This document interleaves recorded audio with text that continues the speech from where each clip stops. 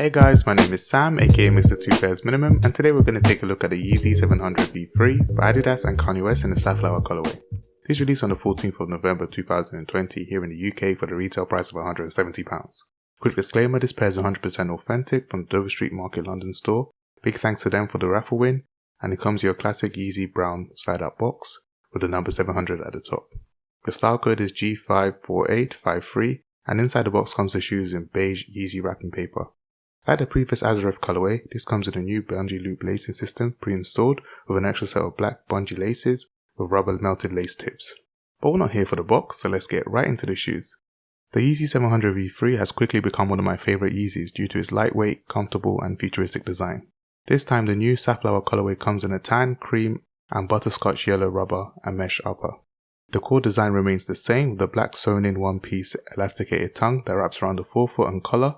This all sits on a tan midsole that matches the slightly translucent rubber jigsaw inspired outsole that exposes its this time orange PU encapsulated EVA sole. It also comes with a black ultralight insoles with mid-grey Yeezy and Adidas branding, and my favourite detail continues to be the silver reflective 3M hits at the lower parts of the tongue that really pops and adds to the futuristic look while being subtle.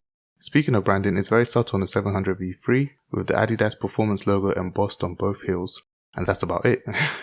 As for performance, these shoes have that sock-like fit. It does feel a little bit harder to slip on with this new lacing system, so if you prefer a more customized fit and easy access, you do have the option to cut it off and install the classic laces.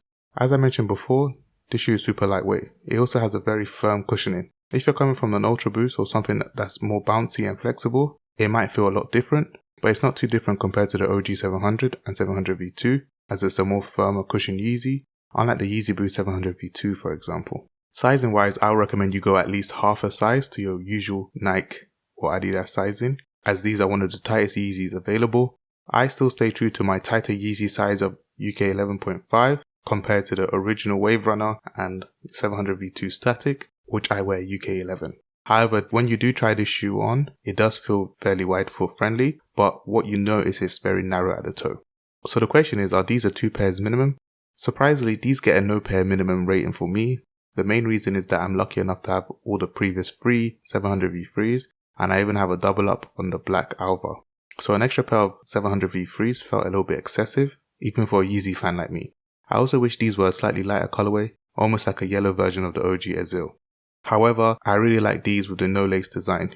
I even wish these were included on the OG pairs, as it suits the 700 V3's clean futuristic look better than the other 350 or 380s that are released in my humble opinion. So here are my thoughts on these, now it's time for yours. Did you manage to pick these up? Did you miss out? Or did you pass? Let me know why in the comments below.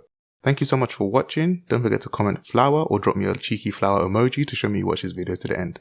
Please like, subscribe and follow me if you like more content like this. Apart from that, have a good day.